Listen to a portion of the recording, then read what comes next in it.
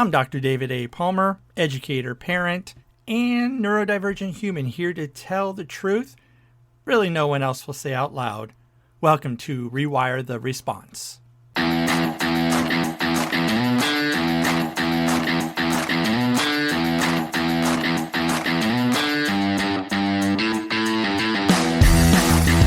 everyone, how are we doing today? I know it's been a bit of time since I've posted a podcast, so I thought I'd throw one up, trying to get to once a week.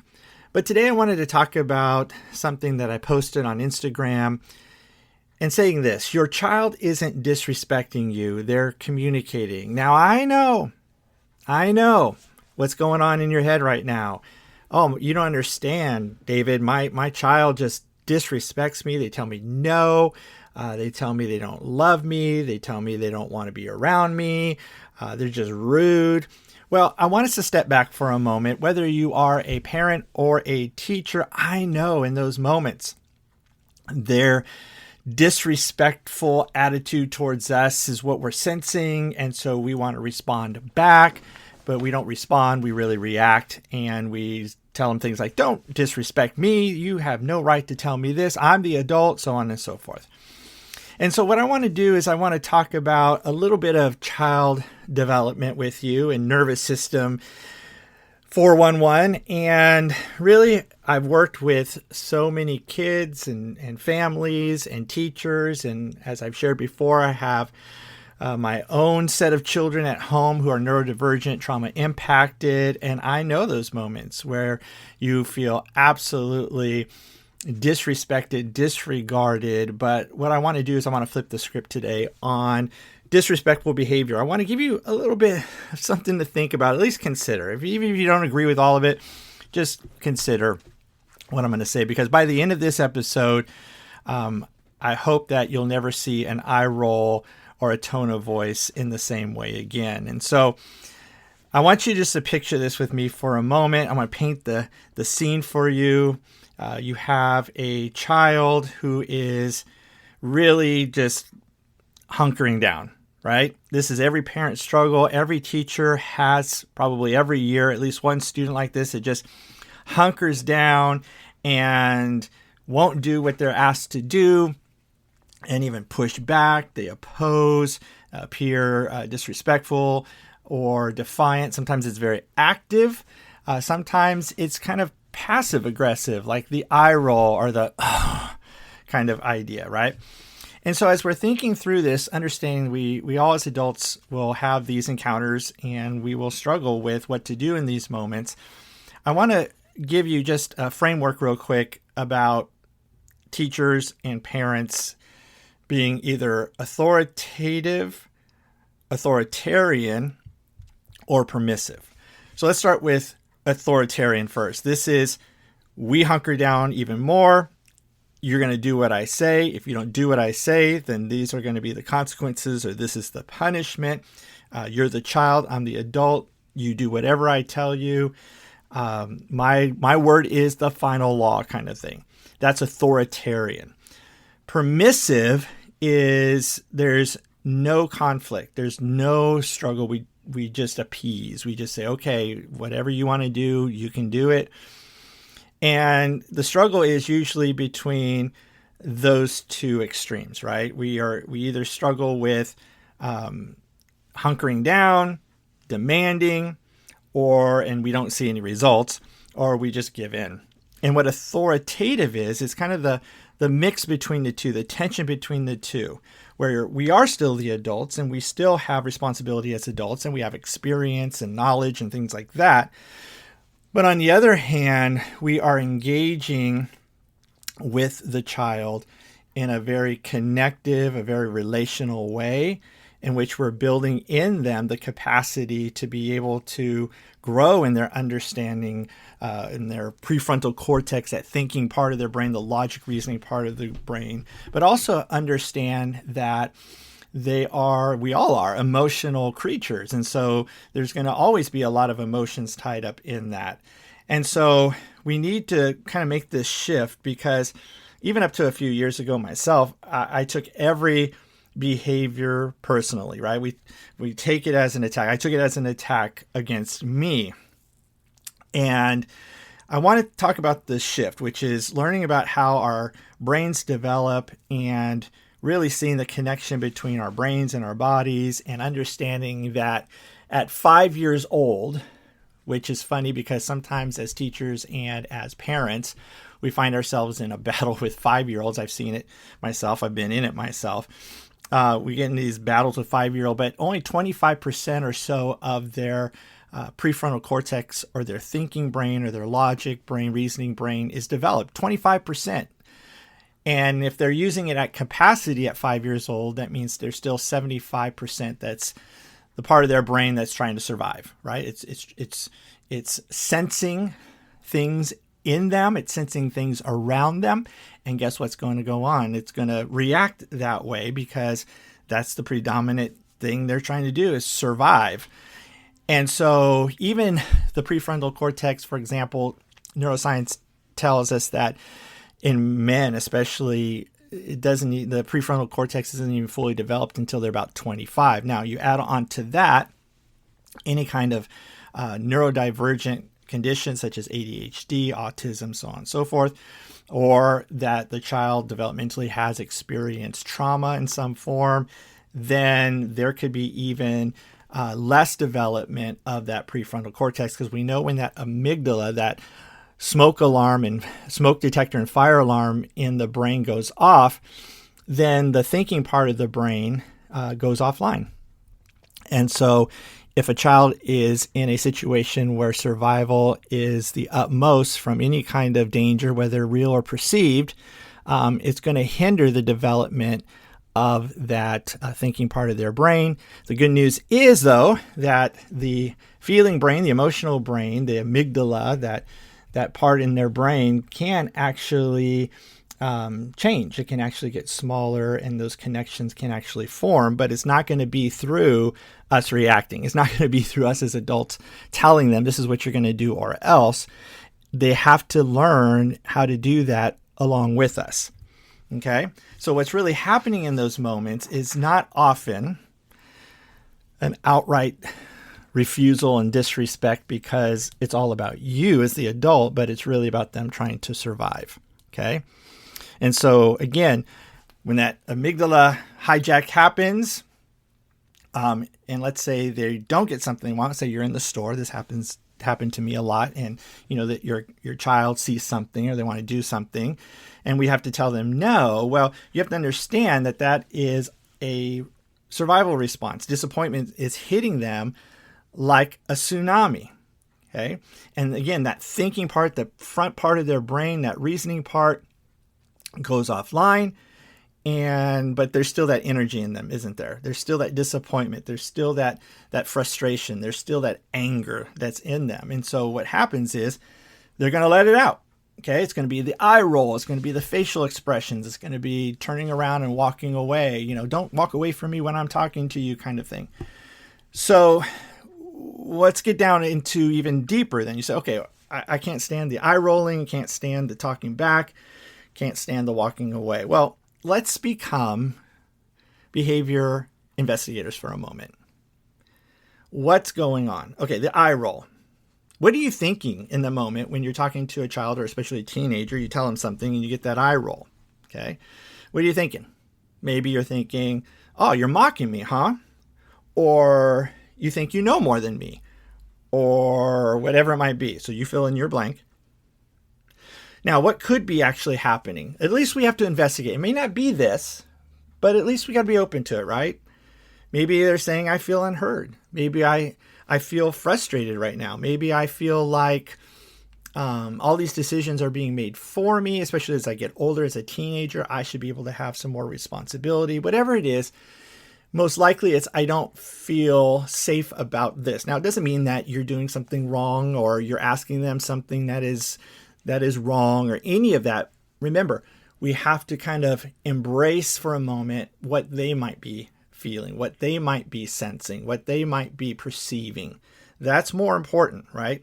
Because as adults, we want to feel understood. We want to make sure that we, again, have that place of authority. So What is the eye rolling really telling us? Okay. How about talking back? What do you think when you tell a child, you know what, I need you to clean your room? No, it's your responsibility to clean your room. Well, I'm not going to clean my room and you can't tell me to, and you can't do anything about it. What are you thinking then? What are you thinking, teacher? You're challenging my authority. You don't understand the hierarchy here. You don't understand the system here. Okay, I'm the teacher, I'm the adult, I'm the parent, I'm the caregiver, I'm the grandpa, whatever it is. But maybe they're just saying something like, I need some control, I need some voice, but I just don't know how to go about it. So I'm just going to react. So that's why we step back and we think, what's kind of going on right now? Or the famous door slam. Sometimes I'm surprised growing up with my parents in their house. I got upset quite a lot and my amygdala was firing like crazy a lot. And I slammed the door, and I've had my kids slam the doors on me. So what might they be thinking? Or what might you be thinking, I should say? Oh, gosh, you're so dramatic. Oh, okay. You want to slam the door? Okay. You want to make sure I hear you, right? Or they're just manipulative. Now, I'm not saying kids cannot be manipulative to just selfishly get what they want. I'm not saying that's never the case, okay? Because I know for me, even as an adult, there's times in my marriage where I would manipulate to get my way or to not appear to be wrong. But even when I think about that right now, talking with you here, I think, whoa, there were some deep things in my soul that were going on in that moment why I felt like I needed to manipulate that were deeper beyond the surface than just some sinister plan I had to take over whatever I wanted to do. Okay. Sometimes the door slamming means I need to be heard. I feel invisible, or maybe even I don't know what to do with these big emotions that are going on in my body and all this energy that's happening. And so I want you to think about that dramatic size, right? They're mocking me again. Maybe it's I'm overwhelmed. I don't know how to regulate myself in this moment. And so we need a game-changing approach to this. Again, I'm not saying, please understand this, I'm not saying that these behaviors in themselves are okay. I'm not saying as we affirm and validate feelings that it makes the behaviors or the actions acceptable. Obviously, if you say something to a child and they kick you, that's not okay. But what I'm trying to get at is that when that happens, our tendency as adults is to react rather than to respond to what is really going on underneath the surface. Should kids be allowed to run out of classrooms and run all over the school? No. Should kids be able to kick their parents and slap them in the face and everybody laughs and says, well, that's just the way they are? No. But we need to stop and ask a question that I think changes everything. Okay. And it's really a shift from how do I stop this behavior, or how do I punish so this behavior doesn't happen again, so they learn their lesson, to what is the child right now trying to tell me? And so we're going from kind of the behavior police to the emotional translator, right? The behavior detective, what's going on beneath the surface. So what can we do in those moments? Well, as I always say, we need to pause, we need to breathe, we need to stop, okay? We need to always connect first before we correct. And we have to take a check on ourselves first. Then we're able to start to see with some empathy what's going on beneath the surface, and we begin to address some of those issues rather than just a behavioral correction or consequence. So, for example, the eye roll, right?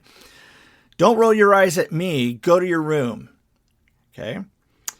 What can we see? Well, an affirming, validating, first of all, is use I language, right? I meaning myself. What I see right now, I see you rolling your eyes. You're noticed. I always go back to that movie Avatar, and the thing is to express love. I see you, but not like I'm just seeing this action and you're really pissing me off, but it's okay. I see this reaction is going on and you seem frustrated. Yes? Yeah, I'm really upset right now. Okay. Help me understand what's going on.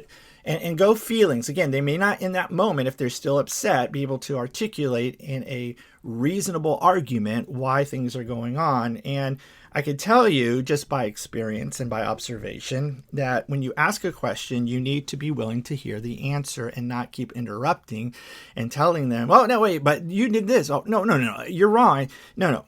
That's where we got to do the shift, right? So that connection before correction instead of disconnection. Go to your room. Or when teachers send kids out, I can't handle this. Get out of my room. We're actually reinforcing a lot of things. And I think we know what those things are, but we don't realize them in the moment, right? I don't want to be around you. And those messages are very loud. Remember, 97% of what we say, or 93% of what we say is nonverbal or non-speaking. In other words, not in the words we're saying, but in everything else, how we're saying those words, what our face is saying, what our body is saying, what the tone of our voice is saying. And remember, in all of us, that smoke detector is very keen on the sense of sight and hearing. And so we need to stop and say, okay, in this moment, am I creating connection or am I pushing disconnection? Okay. Talking back. Old response might be, you stop talking back. You don't get to speak to me like that. Okay. Maybe we can shift it. Okay. I'm hearing right now and seeing that you have some very, very strong feelings, some big feelings right now. Okay. So let's take a pause. Let's take a breath. Try again and help me understand. Now, I want to be careful here because, again, we're neurodivergent affirming. Telling kids, look at me in the eye when you're talking to me. That could be very unsafe for many kids. Use your words. Well, again, language development is still happening. Amygdala, fire alarm is on full blast. And so it's like being in a room where the fire alarm's going off, or even this last few weeks, we were at a conference in Arizona and we were in a restaurant having dinner, trying to talk, and the restaurant was very loud. And so it was hard for me to hear what my coworkers were saying. So it could be, let's not try to make them articulate that with words coming out of their mouth. Maybe they can draw a picture. Or maybe, I don't know if you're all familiar with kind of sand tray therapy activities, but having them kind of act out with action figures or something along that line. There's a lot of ways. But again, it's just take that breath. Door slamming. Stop slamming that door. This is unacceptable behavior. Okay, fine. I'm going to take you lose the privilege of your door. Okay, I'm not saying don't do that. And I'm not saying that talking back's okay or door slamming is okay. Someone can get hurt. But again, it's taking that step back, isn't it? Whoa, you really slammed that door hard, didn't you? And I could tell you have a lot of energy and I can see you have some big feelings. So can we talk about it? And they say, no, I don't want to talk to you right now. So what do you do? No, open that door right now. We're going to talk about it. No. Again, it's about embracing and knowing so well the child or the teenager that and I've learned this, that going in there and talking right now may not be the best thing. Now, these are all in the moment situations, right? And so we have to have something to do in the moment situation. Again, number 1, pause and breathe. Regulate yourself. 2, get curious, not furious. And 3, validate the feelings and affirm that, yes, I see you're feeling this. So now we can start looking at building responses to those emotions that are more healthy. Now, again, you're going to hear me say this a lot. The majority of the work in all this happens outside of those moments. Creating plans together, engaging activities together, talking about these big feelings together, them seeing how you regulate your big feelings when you have them in that moment. They may be totally in a state of calm and ease and willingness to learn and comfortable, but you may be in a place where you're just, red. You're like anger on inside out. So a lot of this work comes through relationship. It comes through not just how do I respond in the moment, but how am I responding outside those moments or after those moments? Because remember, it's about relationship. It's about connection.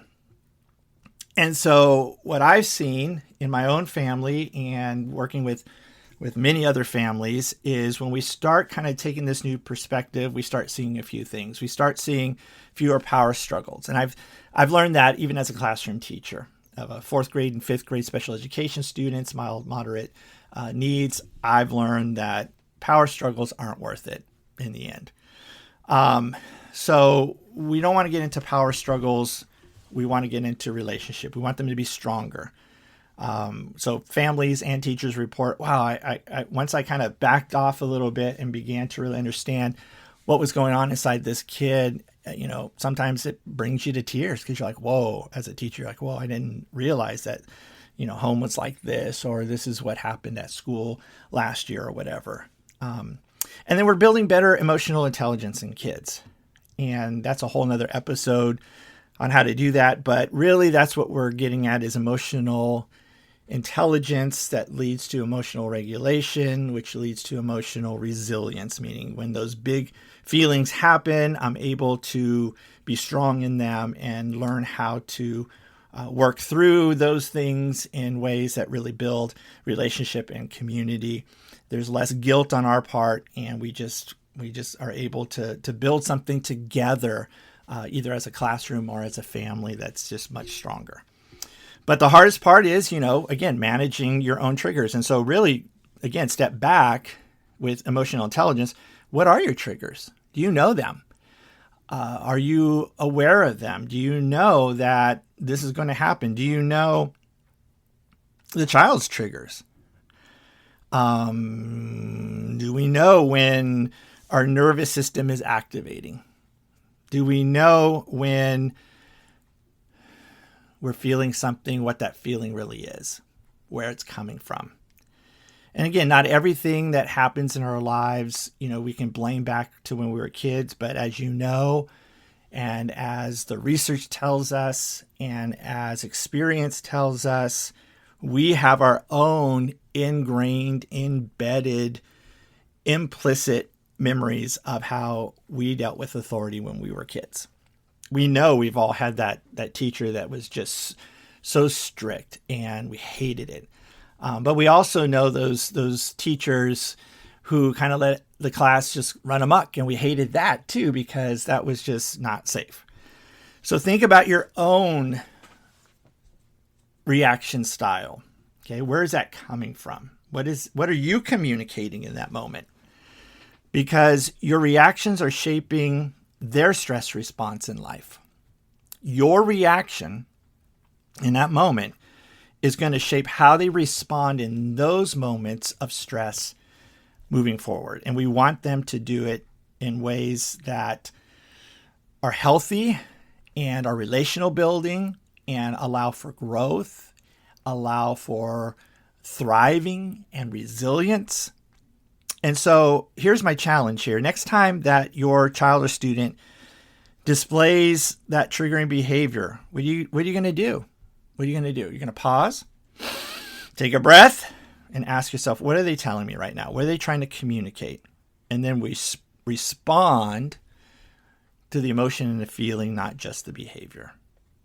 Okay? And so think about it. Your child isn't broken. Your student isn't just a mean, disrespectful kid. Kids are not just trying to be manipulative for the fun of it. Not all of them, at least. But what they're doing, they're learning to be human. They're learning to be in community. They're learning to be relational.